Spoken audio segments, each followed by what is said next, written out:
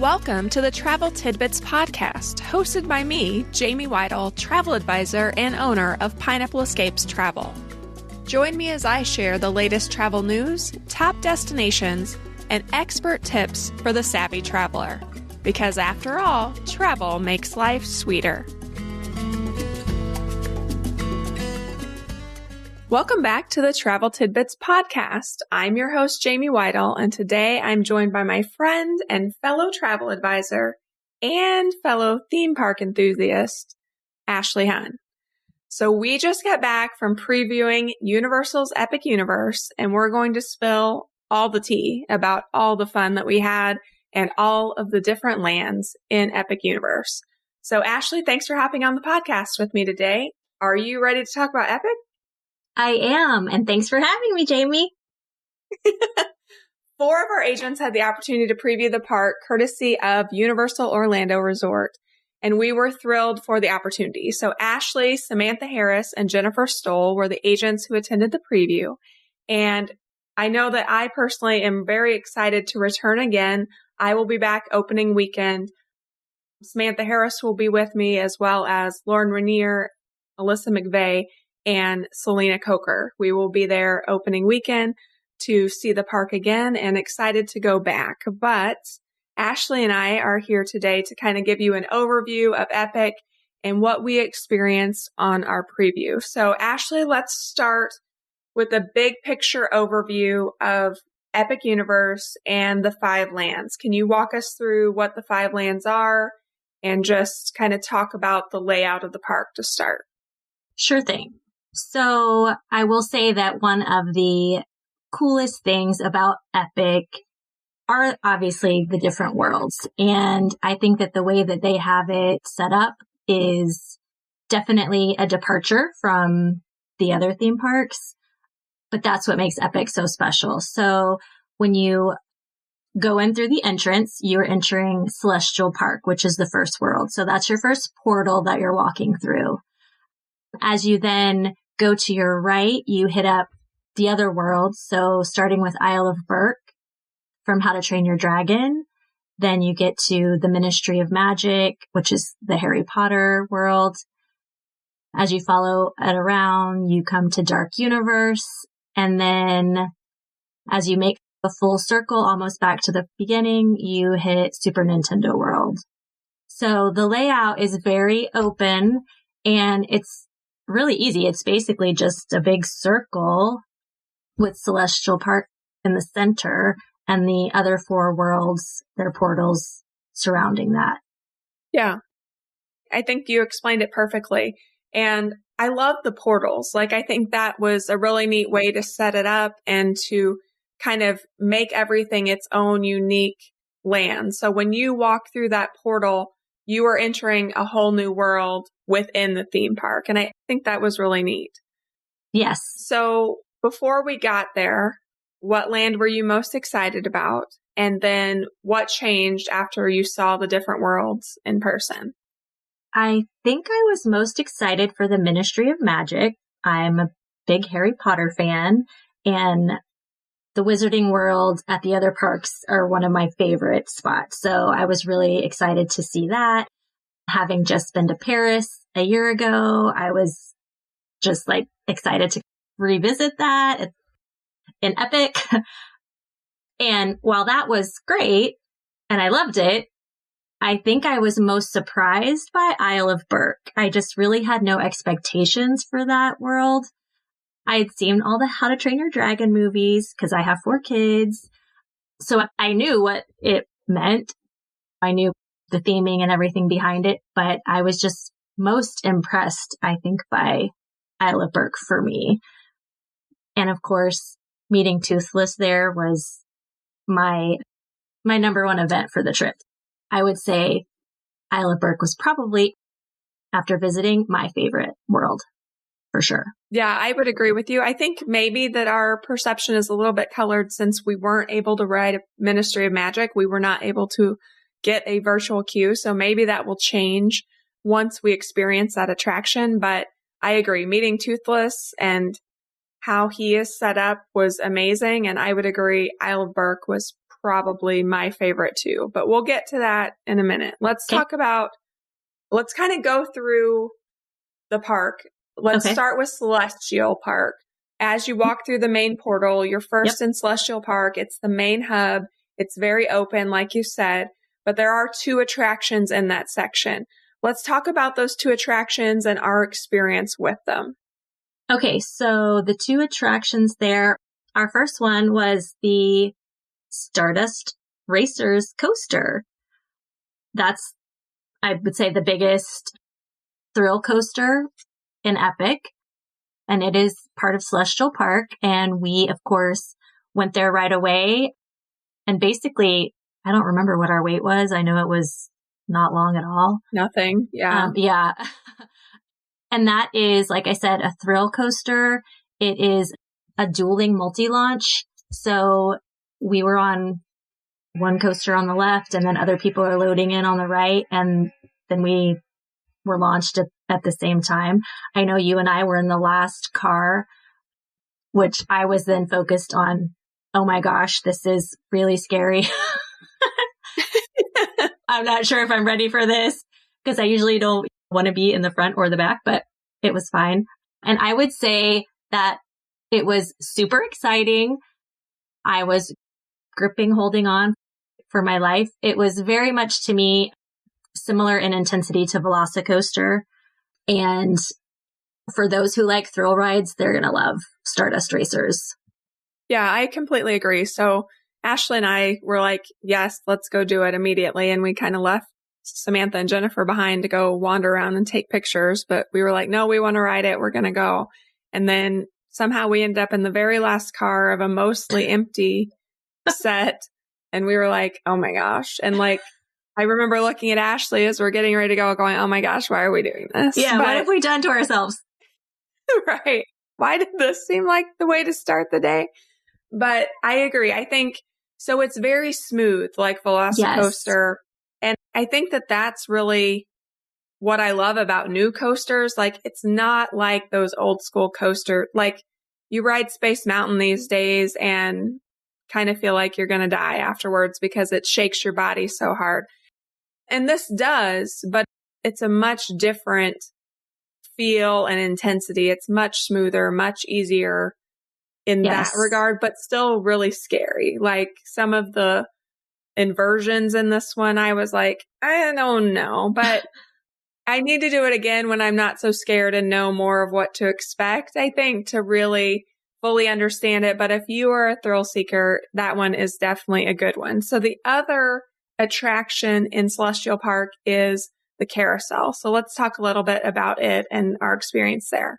Yes. So Constellation Carousel is right in the center of Celestial Park, but it is not your typical carousel that you think of. Like, for one, it's larger, and also I don't know what you think of the rides, the animals, the things that you sit on. That works. They have all different things, so I'm not exactly sure what to call them, but they aren't where they just go, they kind of are more, I don't even know how to explain it. There's more motion. You're riding up and down, but you're also turning. I don't know. It's hard to explain. It's just one of those things I guess you have to do. Different than any other carousel I've ever been on or seen. And also we did it at dusk. And so I think that the lighting in that is super cool. There's just a lot of little things like that make it neat. So I would definitely say, even if you do it during the day, that's still an effect. But at night, I would imagine it's even more. But I really enjoyed that. And that was also not a long wait for us at all. I think kids would love it, of course. But as an adult, I enjoyed that one as well.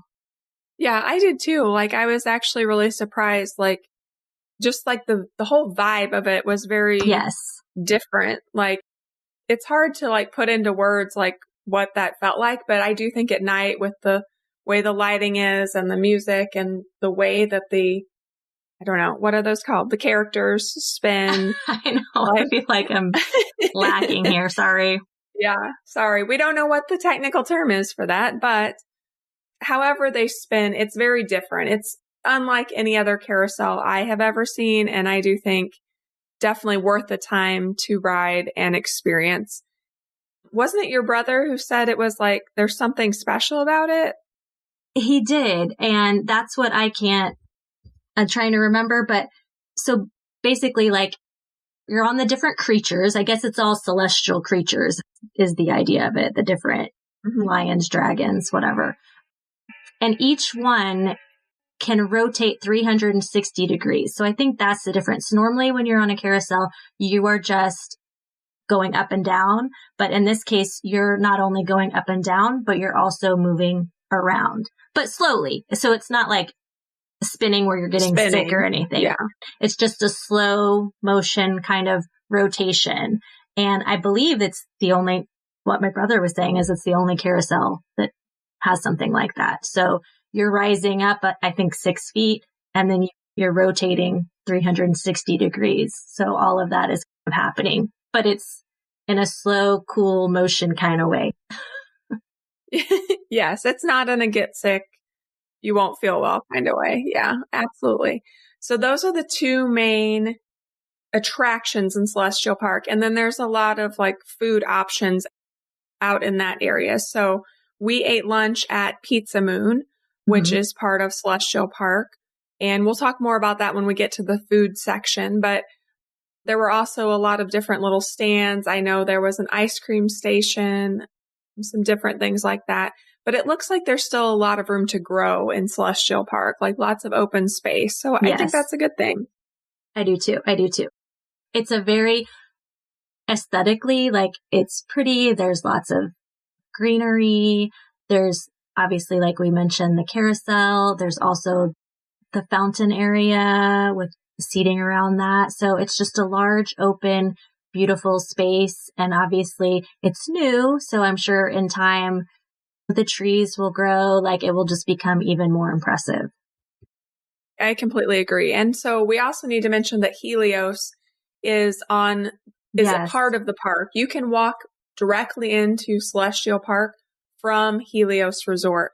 So that is one of the major perks of staying at Helios, is having that entrance directly into Epic Universe. And the big fountain that is in Celestial Park is also part of the fountain for Helios. So you can kind of see both things and see the beautiful hotel and the fountain and everything. It's just very well done, very gorgeous, really pretty area, and great for taking a break too. Lots of seating.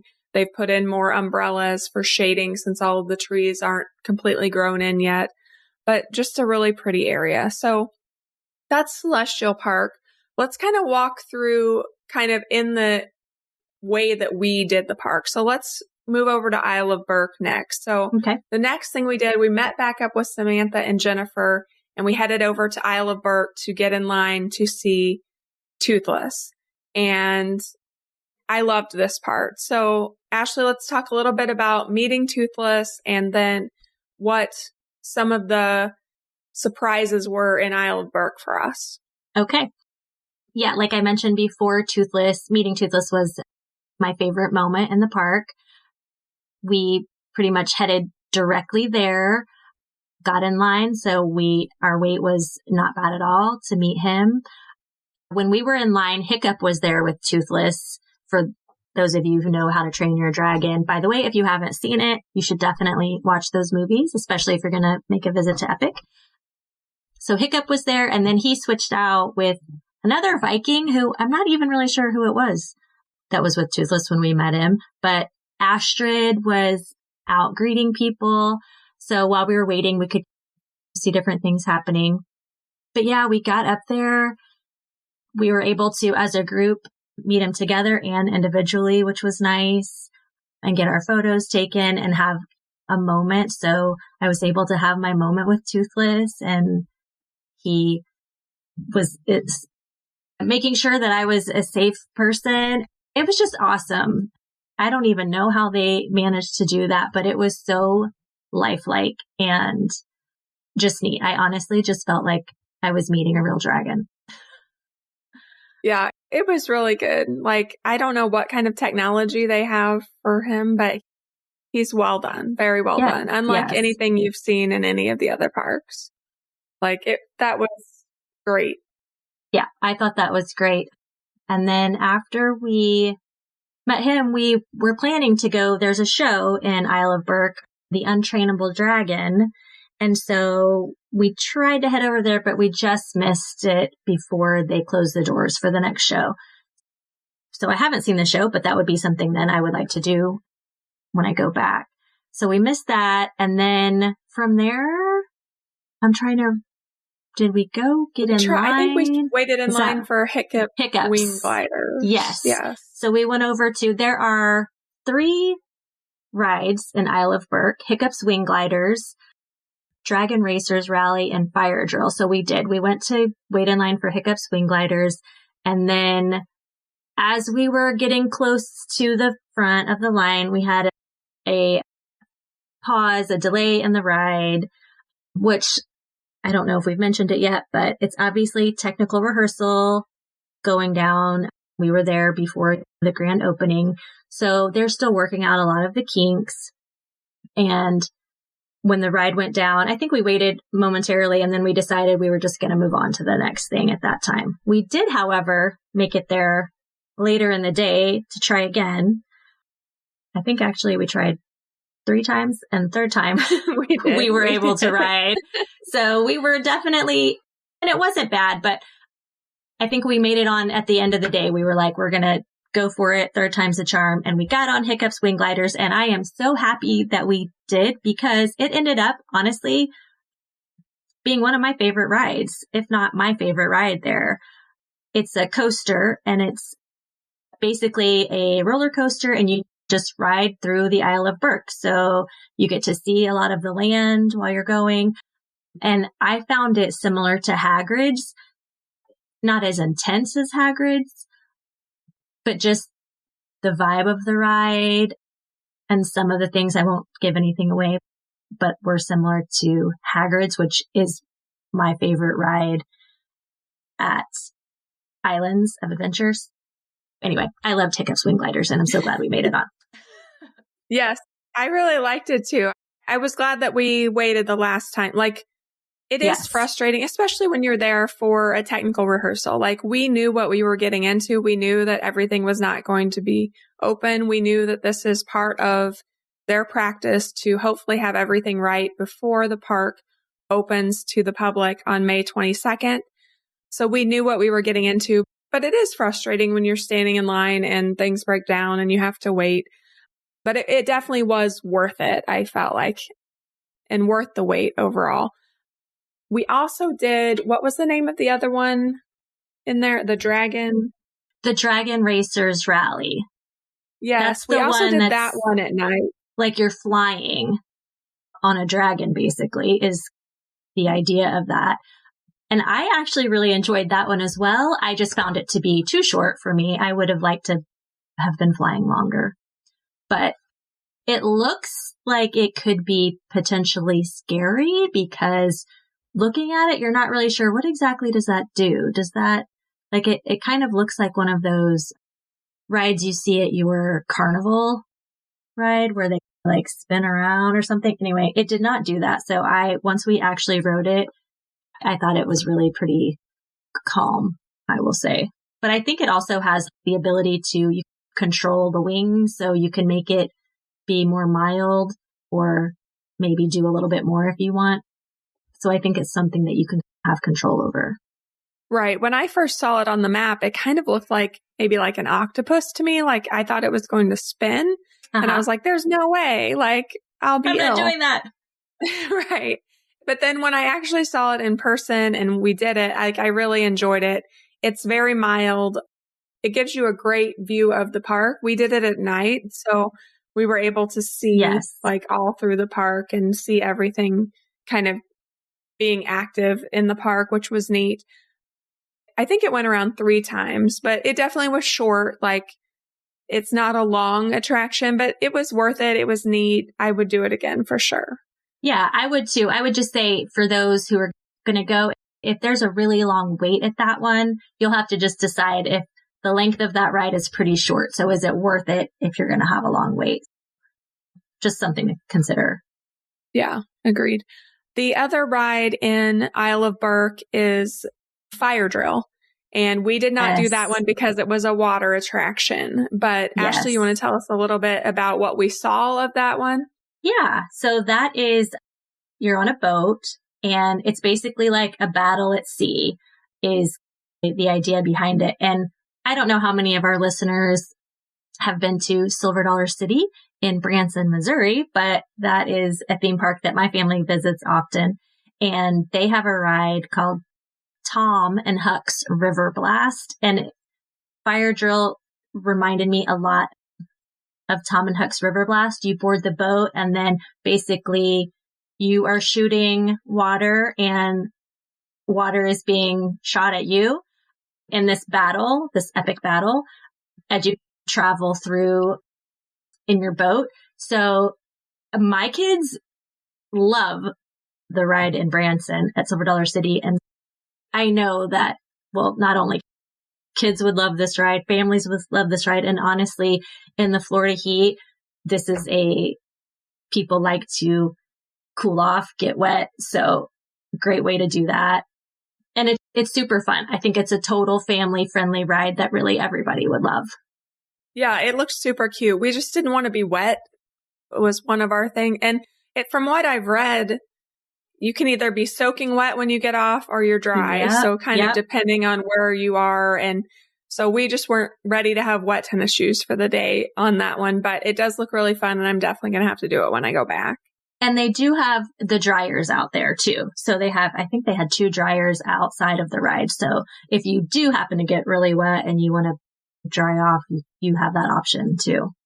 Yeah, which I think is always a good thing for some of those. I know in Islands of Adventure, we have paid for use of the dryers after a few of those attractions. Because you never know. You could end up, like you said, dry, wet. It's a risk, but definitely probably worth it. Yes, for sure. So I feel like that kind of gives some of the overview of Isle of Berk. We didn't really talk about the food, but we'll get to that later in the podcast. But we went to lunch then, and then after lunch, Jennifer, Ashley, and I headed over to Dark Universe. So Ashley and I admittedly are not big horror people, but Jennifer is. Jennifer is big into Halloween Horror Nights. She goes every year. So she was very, very excited about Dark Universe. And it definitely has that like spooky vibe. Like I can definitely see how people who love Halloween Horror Nights are going to love this section. So let's talk about the attractions that are in Dark Universe and our experience on them. Okay. So Dark Universe, there are 2 attractions. The first one we did was called Monsters Unchained, the Frankenstein Experiment.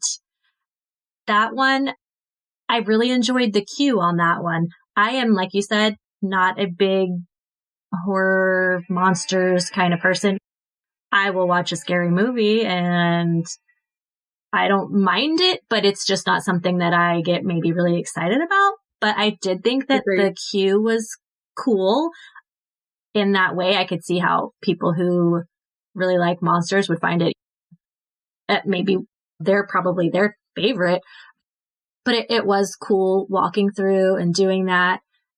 The actual ride itself is very similar to Forbidden Journey.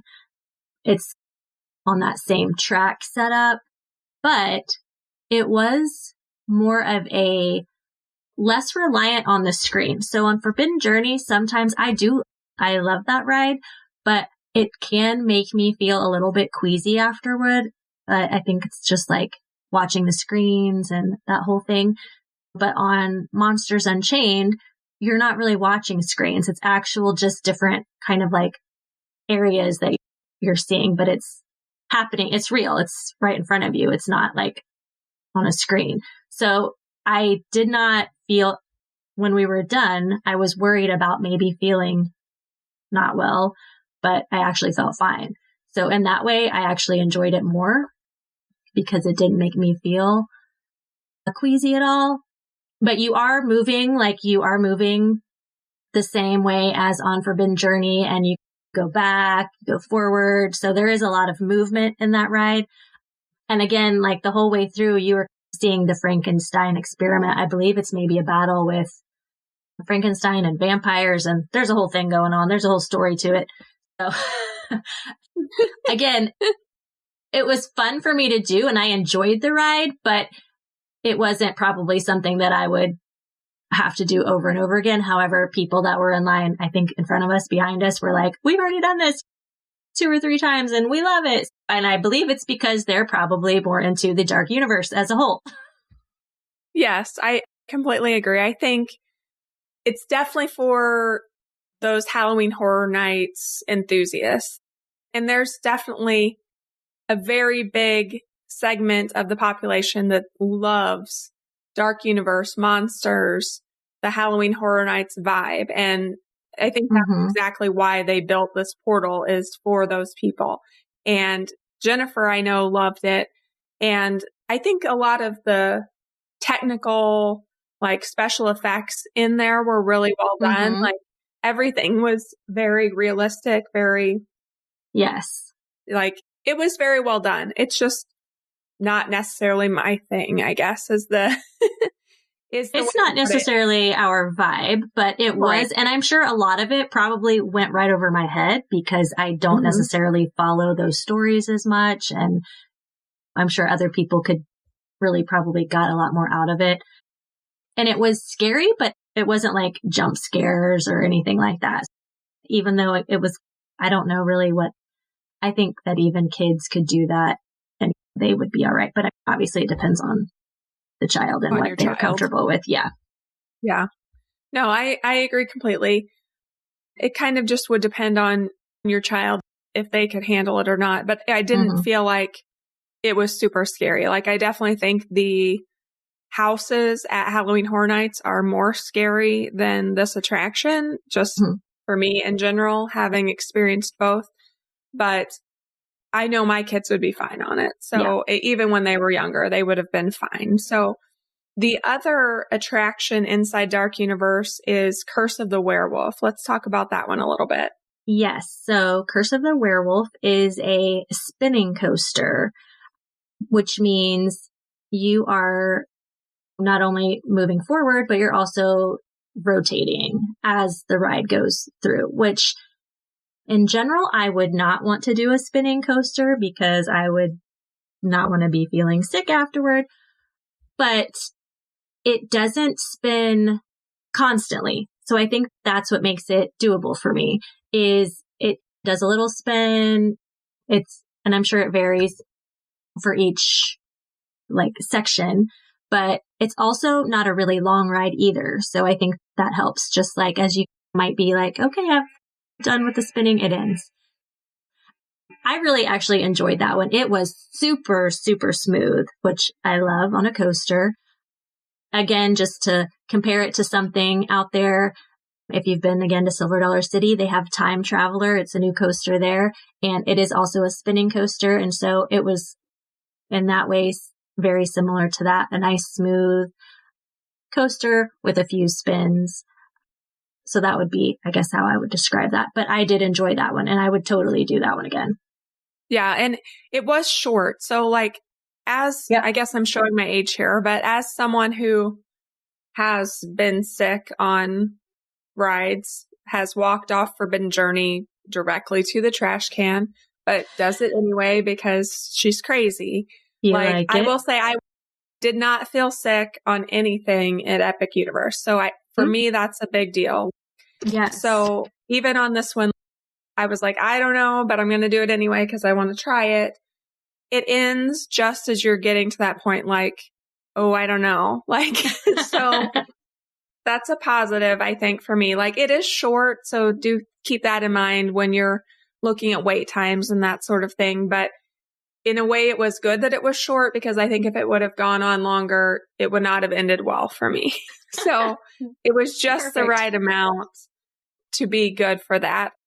But yes, a spinning coaster, short, like not really long, in like they kind of go on the track, but then you're seeing like part of the dark universe during it. But it's kind of hard to focus because you're spinning, in my opinion. So maybe if I do it again, it would be easier to see all of the things. And maybe at night, I think it would probably be really neat to see. Yeah, I really think most of them would be cool at night. Yeah, I really feel like Epic in general is more appealing at night. Even the portals are more impressive when it was dark. So maybe they need some late night hours at Epic to really be awesome. Maximize on that. But that was kind of my overview there. So Jennifer, Ashley, and I did Dark Universe, and then we headed over to the Wizarding World. So as I already mentioned, we didn't get to go on the Ministry of Magic ride because even though we tried all 3 virtual queues, we did not get in. So that is definitely something I want to do when I get back. But Ashley, as we were going into this portal, what stood out to you the most? Was it the architecture? Was it something else about it? And what did you think overall of this area? Okay. For sure, definitely walking in, it was the architecture, the theming that stood out to me the most. Like I mentioned before, I went to Paris for the first time about a year ago. So literally it was just like being back there. I think one of the coolest things for me personally was if you looked off into the distance at the Basilica of the Sacre Coeur, which is in Paris, is in the background. And we went and visited that. So I was like, oh, wow, it's like we're just right back there. It's just amazing to me how well they replicate that. So it's 1920s Paris with the cafes, like I mentioned, with the basilica in the background, the buildings, the circus there, which is the part from Fabulous Beasts. And so it's just all really well done. And I think that was kind of what got me the most. Yeah, I agree. So, I mean, it's definitely a different vibe than Hogsmeade or Diagon Alley. It sure. feels very different because you're in Paris. It's more Fantastic Beasts themed overall. But overall, I really enjoyed it. I'm excited to be able to go back and do the Ministry. So we did see the Cirque show. It's based on Fantastic Beasts. What were your thoughts on the show and our experience there? So for me, I really didn't know what to expect with the show. I'd seen the Fantastic Beasts movies as well, but it had been a while. So as we were watching, it was coming back to me, but it's basically just a show that's inspired by the circus that's featured in Fantastic Beasts, The Crimes of Grindelwald, and it has live performers, puppetry, some really cool special effects. I didn't know what to expect going in, but I was glad we saw it afterward. I thought it was a really well done, neat show. I would watch again. We did have a few kinks, I think, that hopefully will be worked out as far as the queue and waiting for the show and moving into the theater. And as we were doing that, part of it too was you get into this one space and everyone's in the room and you're watching almost like a pre-show. And at the time I was like, okay, is this the show? Like we're all standing up and which it was neat, but it was just the pre-show. And at the time I was like, okay, maybe it wasn't. I don't want to see this. But then you actually go into the show and you're sitting down and that was definitely cool. And then the actual show comes on. So just a heads up, there is a little pre-show and then there's the actual show. I think that they will figure all that out as far as moving everyone along and getting into the room, exiting. It's just when you have a big number of people that kind of complicates things. But I did enjoy the show. And I think that The Untrainable Dragon and Isle of Berk and this Le Cirque Arcanus are the 2 shows at Epic. And we didn't see the one, but I do think this was a good one, especially if you're a Fantastic Beasts fan, for sure. But even I like the Harry Potter movies more so than Fantastic Beasts, but I did enjoy the show. Yeah, same with me. And I really thought the curtain call at the end, like the technology for that, so many neat special effects. Yes. But yes, we did have some hiccups, quote unquote, going into the queue. I think they'll figure that out once things kind of get rolling and moving. But I thought it was worth it too, even if you're not a Fantastic Beasts fan. it was neat. But if you really like Fantastic Beasts, I think you'll love it. So definitely worth it. We also stopped and had a snack. We tried the butterbeer and lemon crepes. What were your thoughts on those, Ashley? And you had a chocolate croissant too. Oh my gosh, I forgot about that. Man, I was just packing it in. Yeah, we actually went to 2 different places. I forget, the one was like a hole in the wall, and I don't remember the name of it, where we went and ordered the frozen butterbeer. I got frozen. And then we moved over to, I would totally butcher the name trying to pronounce it, but another cafe. Air de la Serene? I don't know. Okay, there you go. And that's where I ordered the lemon crepe, which was delicious. And I don't remember who got what, but you guys ordered the butterbeer crepe. And then I also got the chocolate croissant, which again was delicious. And I think that's because when I had it in Paris, I loved it. And so I was like, I'm trying that again. And yeah, definitely delicious. So that's a good spot there.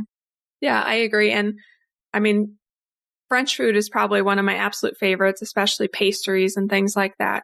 I will say that I personally liked the lemon crepe better than the butterbeer, which I did not expect. The butterbeer one, the filling isn't as thick as the lemon. The lemon's more like kind of like a lemon cheesecake. And I liked that better than the butterbeer. But the butterbeer had like that butterscotchy flavor to it. And it was still good. I liked the lemon one better, which I didn't really expect. So, but definitely worth a stop, especially if you like French pastries. They had a lot of great options. And they also had great like quick service food options too. I saw beef bourguignon. Sandwiches. Some great baguettes. Like it looked really good. Yep. So let's move on to our last world, Super Nintendo World. So this one I think was the most, exciting as you entered. Let's talk a little bit about coming into the portal and your first thoughts as we came in. Okay, so I will just say up front, probably I was kind of like, Super Nintendo World, it's a video game. I played it. I hadn't been before, and I was just thinking, I'm sure it'll be fun. But the portal for that world is a step up from all of the others. So just from the get-go right there, that got me. You walk into that one. The other ones, you go through the portal and you're in right on the other side. But for Super Nintendo World, you enter the portal and then you're on an escalator and you're like literally rising up to this world. And then you walk through a small space and you come out and there's just, it really did blow me away. I will have to say, I don't know what I was expecting, but it was not that. It was literally like I was transported into the video game. Yes, that's really what it feels like. I didn't expect that. So I was like, wow, this is really cool. You're seeing, and I don't even know all the things, but I turned around and the cast behind was just like that portal was definitely the most impressive. And coming into that world was not what I was expecting. So that was really neat. I agree. So I have been to Super Nintendo World in Hollywood. So Universal Hollywood is a whole different experience from Universal Orlando. But the Super Nintendo World in Orlando is much bigger, more attractions, more to see and do, more space. So I think overall more impressive than the one in Hollywood, but it has the same general vibe, the same overall feel to it. It has some similar rides like the Super Mario Kart ride and the Toadstool Cafe is the same, but more to do in Super Nintendo World in Orlando. And definitely more like as you come up that escalator and see everything, it really is like you're going into a game. And I was a big Mario girl back in the day. Like I got my first Nintendo when I was 9 and I had a Game Boy and all the things. So it's definitely takes you back to childhood, which I think is a great feeling and experience. So let's talk a little bit about the attractions that were in Super Nintendo World. Okay. The first one is Mario Kart Bowser's Challenge, and that is the only one that we were able to do of the three. There's Yes. 3 rides in Super Nintendo World, and I think there's one in each land. And Super Mario Land is Mario Kart Bowser's Challenge. I thought it was like a fun ride. I think my kids would love it. My kids are big Mario Kart.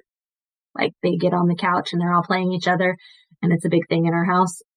So you get into the cart and you put on your goggles and you go through and you are racing and you're collecting the digital coins and you're doing all the things.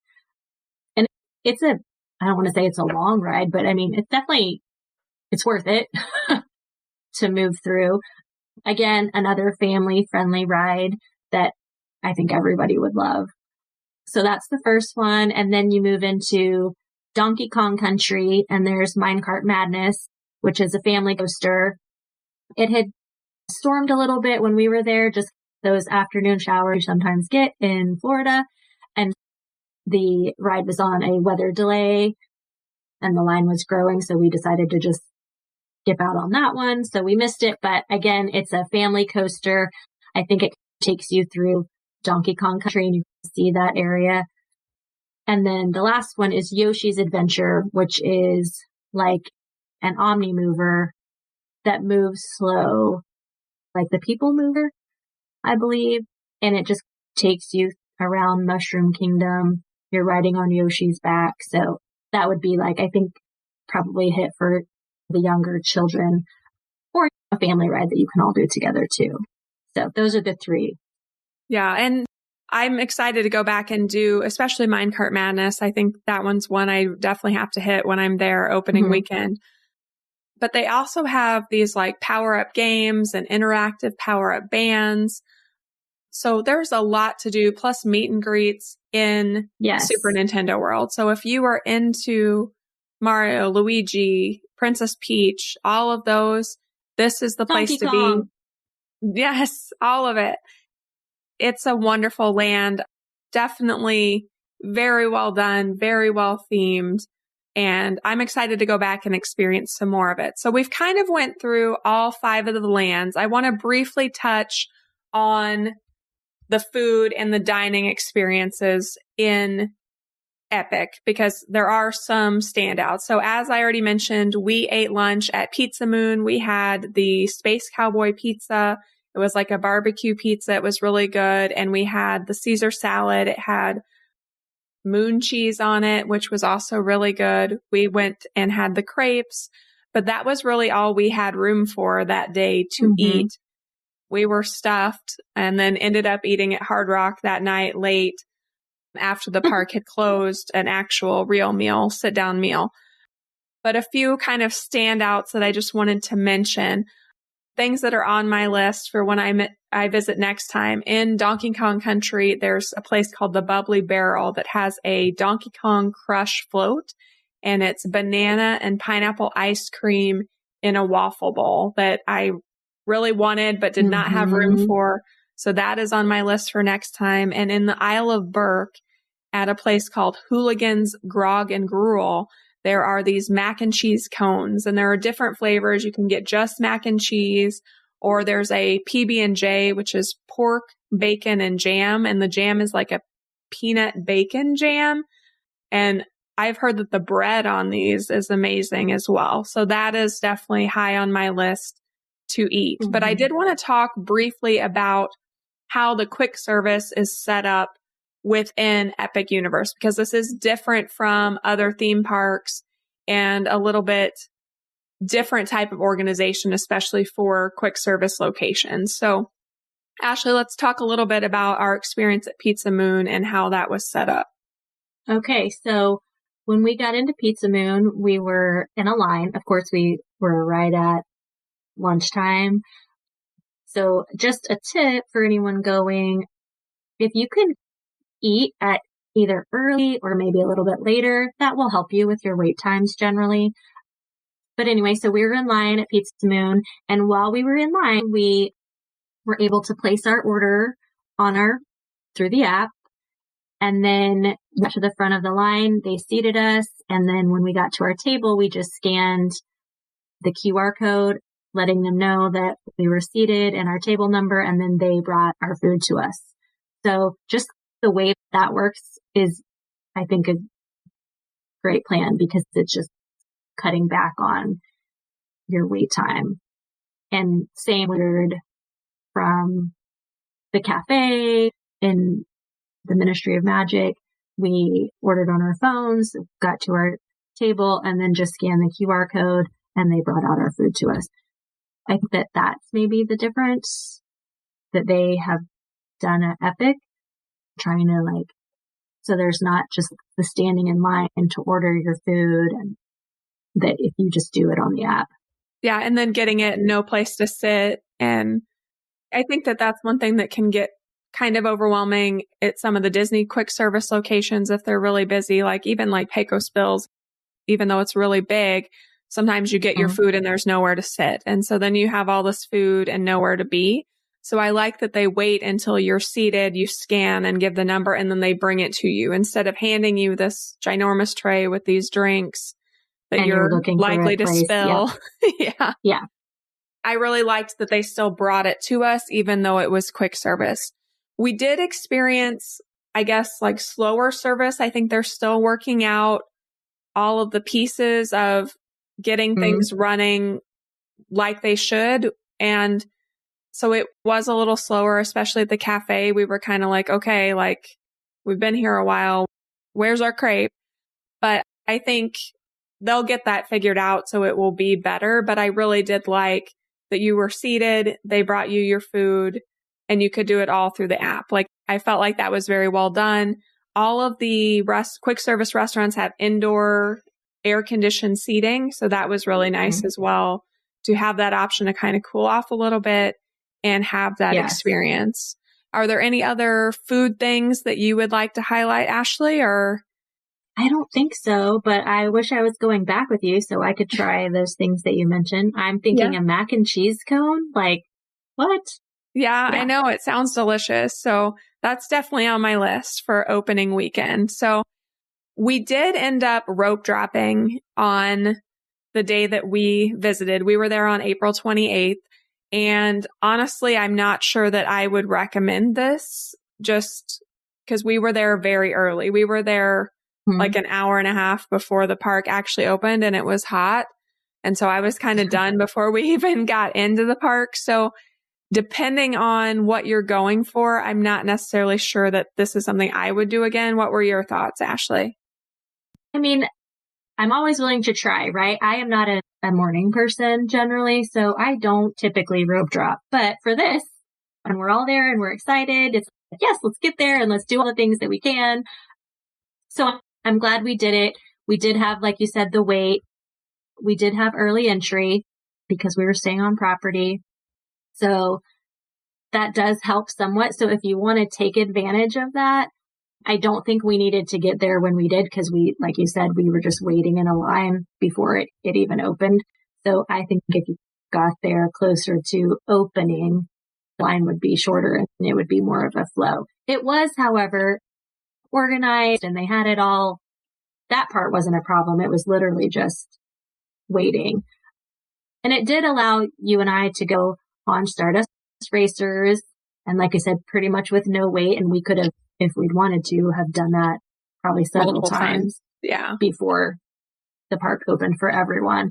And then we were even still able to go and get in line for Isle of Berk with those of us who had early entry to make it in before the others, which allowed us then to get back to see Toothless and have less of a wait there. There are advantages, but I don't know that we needed to get there as early as we did, but also we didn't know how long the buses were going to take and all of those things. The bus ride was quick we were staying at Terra Luna. So it was not, it all went pretty quickly. So we ended up having more time there. And when you are waiting outside, there is not a ton of shade. And I think that's what maybe made it a little bit harder on us because we were standing there for an hour in the sun pretty much directly until we got, as the line started to move through.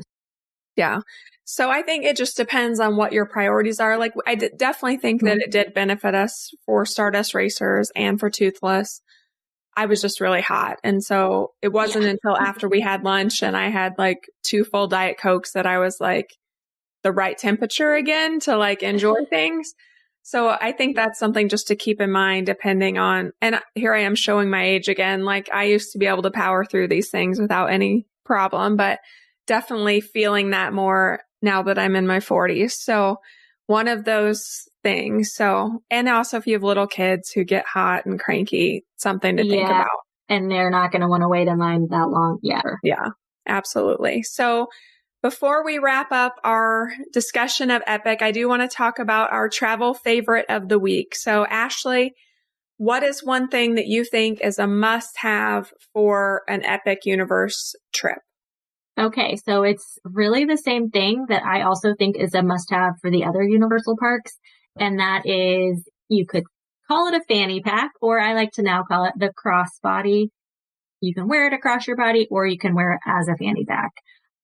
And I just like a small one that I can keep my phone, charger, any small little items that I might want to have with me, a little small sunscreen, whatever, because it's so easy to just throw that in a locker, or on a lot of the rides, you can just wear it around your waist.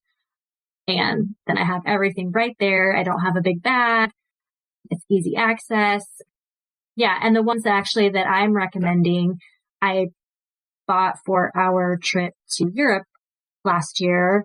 They have a little, like a safety clip just for extra security there, since there can be some pickpocketers over in Europe. Not really a problem here in the States, knock on wood, but that's why those particular 2 are my favorite.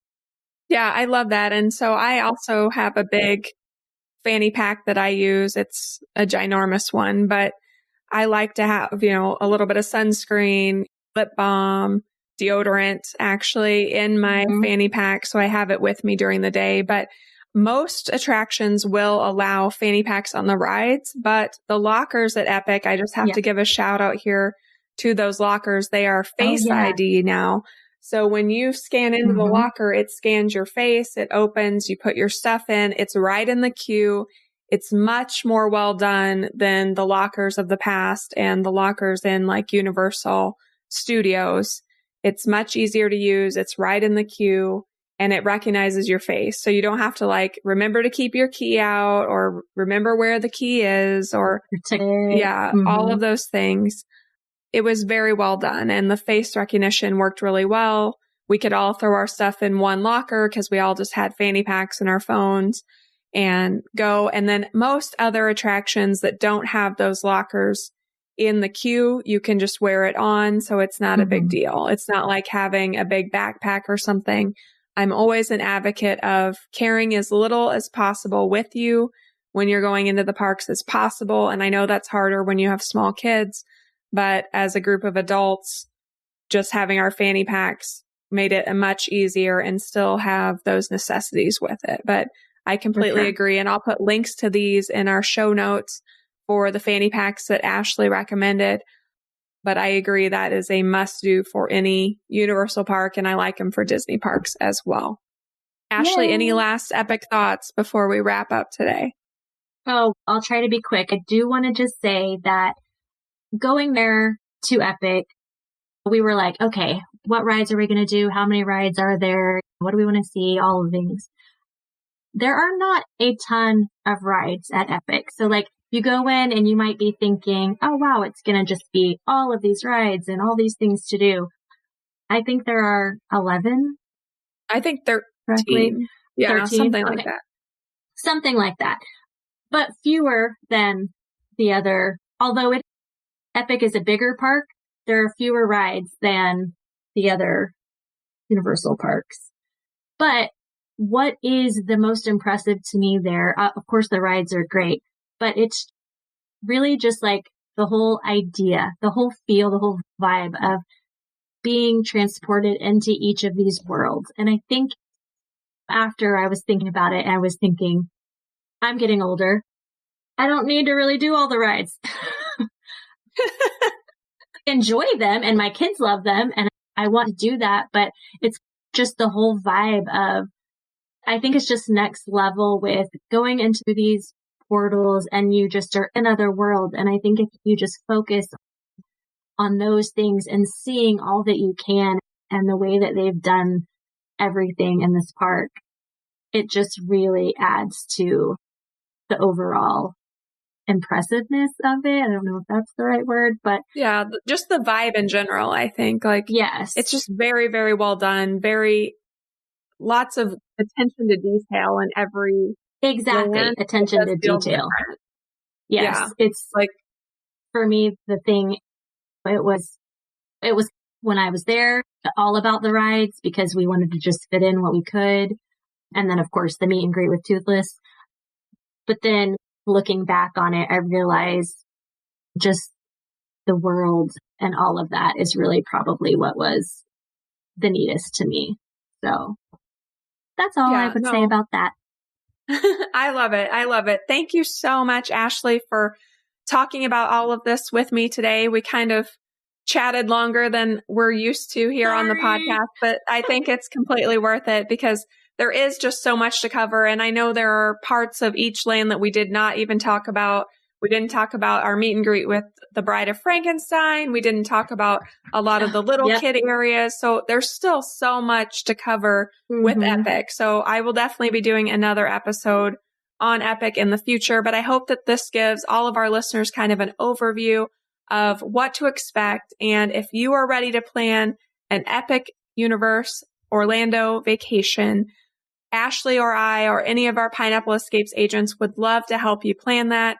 I do consider most of us to be Universal gurus. I personally have stayed at all of the resorts. I'll be staying at Helios opening weekend. So I love the parks, and all of us have a lot of knowledge and help that we can provide through tips and tricks to help make your Universal Orlando vacation amazing. So if you would like to some help planning with us, you can reach out to us at info@pineappleescapes.com. And we have got you covered with what to prioritize, where to stay, and all of the details. And that is all for today's episode of the Travel Tidbits Podcast. And remember, travel makes life sweeter. Thanks for tuning in to this episode of the Travel Tidbits Podcast, where we believe travel makes life sweeter. The team at Pineapple Escapes Travel would love to help you plan a trip filled with lasting memories. Visit us online at www.pineappleescapes.com to start planning your next adventure.